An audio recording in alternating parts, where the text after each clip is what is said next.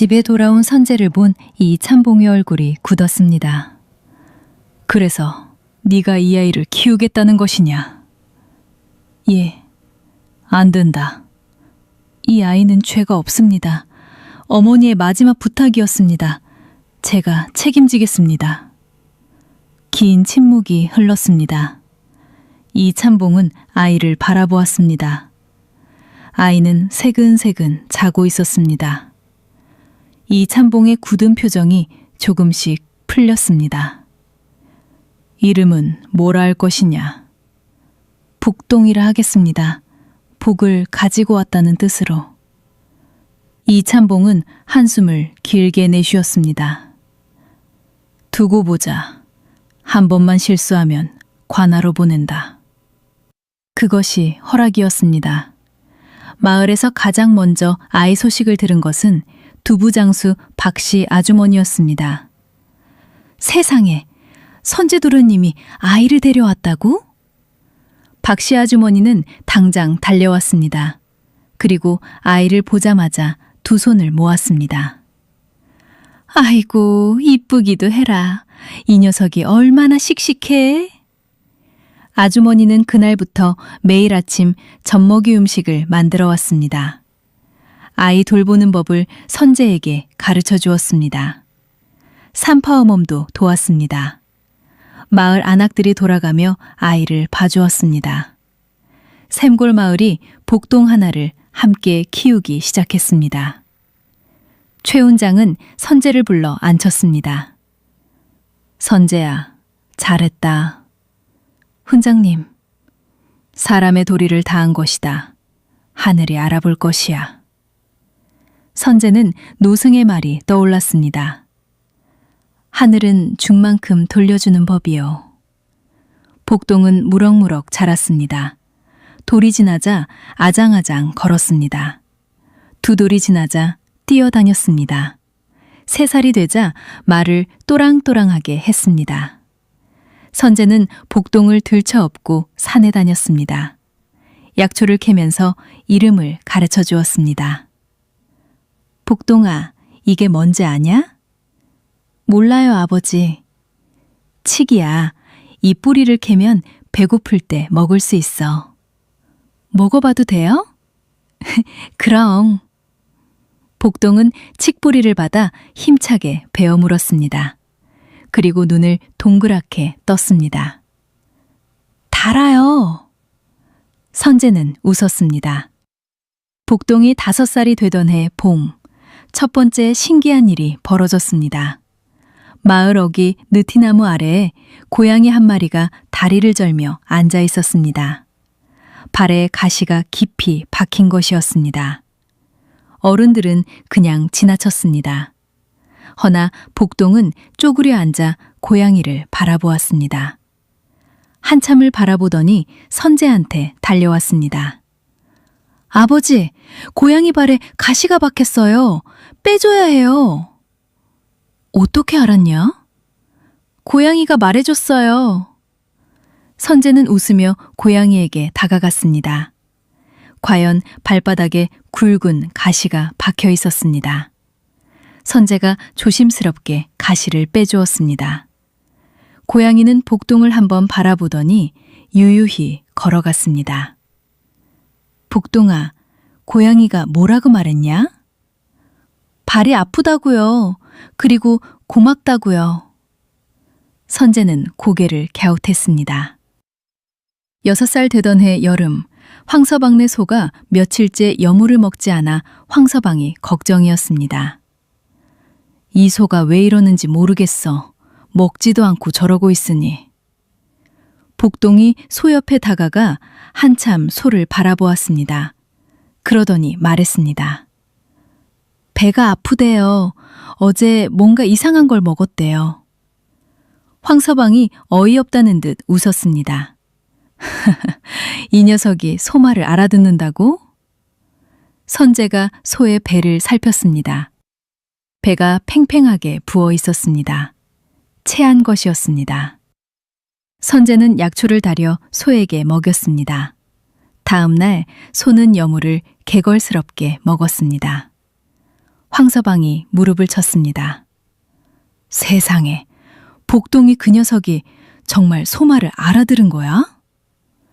글쎄요.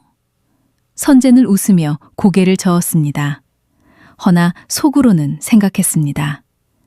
이 아이는 뭔가 다르다. 마을에 소문이 퍼졌습니다. 복동이가 짐승말을 알아듣는다더라. 진짜? 그게 말이 돼?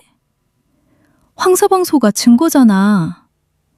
마을 아이들이 복동 주변에 몰려들었습니다. 복동아, 저 개가 지금 뭐라고 해?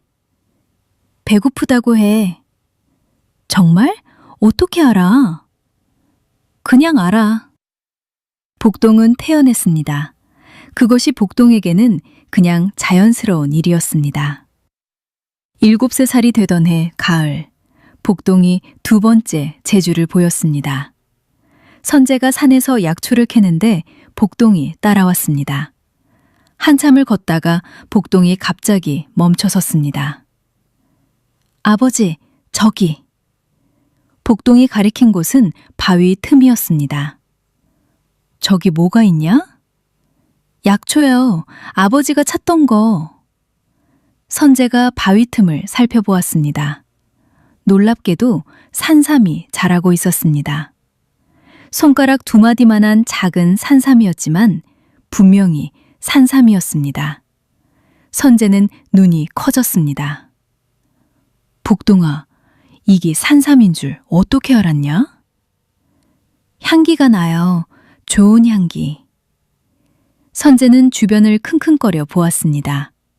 아무 냄새도 나지 않았습니다. 이 아이의 코는 보통 코가 아니구나. 그 뒤로 선재와 복동이 산에 다니면 약초를 2배로 캐왔습니다. 복동이 냄새를 맡아 약초를 찾아내면 선재가 캐는 방식이었습니다. 마을에서 3번째로 신기한 일이 벌어졌습니다. 그리고 이것이 마을 전체에 복동의 이름을 알린 사건이었습니다. 마을 어귀에 사는 최 노인이 갑자기 쓰러졌습니다. 사흘째 열이 내리지 않았습니다. 밥도 먹지 못하고 물도 넘기지 못했습니다. 영감이 이번에는 못 일어날 것 같아. 마을 사람들이 수군거렸습니다. 선재가 달려갔습니다. 최 노인의 상태를 살폈습니다. 열이 너무 높았습니다. 어떤 약초를 써야 할지 고민이었습니다. 복동이 선재 옆에 서서 최 노인을 바라보았습니다. 그러더니 말했습니다. 아버지, 저 산 중턱에 있는 돌미나리랑 생강뿌리를 같이 다리면 어떨까요? 선재가 고개를 갸웃했습니다. 돌미나리랑 생강을? 네, 그리고 꿀을 조금 넣어서요. 선재는 반신반의했지만 해봤습니다. 약초를 다려 꿀을 넣어 최 노인에게 먹였습니다. 다음 날 아침 최 노인이 눈을 떴습니다. 열이 내렸습니다. 배가 고프구나. 최 노인의 며느리가 소리를 질렀습니다. 영감, 정신이 드세요? 마을 사람들이 몰려왔습니다. 그날부터 마을에서는 복동의 이름이 다르게 불렸습니다. 그냥 복동이가 아니라 신동 복동이. 동이 10살이 되던 해 복동이 재주는 점점 더 깊어졌습니다. 선재에게 약초 공부를 본격적으로 시작했습니다. 선재가 가진 약초책을 복동은 단 2달 만에 외웠습니다. 글을 배운 지 3달밖에 되지 않았는데 최 훈장이 혀를 내둘렀습니다. 이 아이의 머리는 보통이 아니야. 복동은 약초 공부와 함께 음식 공부도 시작했습니다. 박씨 아주머니에게 음식 만드는 법을 배웠습니다. 아주머니, 이 재료를 넣으면 어때요? 그건 안 들어가는 거야, 복동아.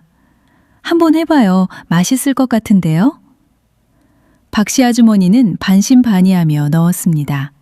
그런데 진짜 맛있었습니다. 이게 왜 맛있지? 복동은 재료가 서로 어울리는 것을 본능적으로 알았습니다. 어떤 재료와 어떤 재료가 만나면 맛이 깊어지는지, 어떤 약초를 넣으면 몸에 좋으면서도 맛이 좋아지는지. 박씨 아주머니는 복동을 볼 때마다 감탄했습니다. 이 아이는 음식으로 사람을 살리겠어. 12살이 되던 해 봄, 선재에게 뜻밖의 일이 생겼습니다. 과연 복동을 데려다 키운 착한 선재에겐 무슨 일이 생긴 걸까요? 뒷이야기가 궁금하시다면 구독과 좋아요를 누르시고 가장 빨리 소식을 받으세요.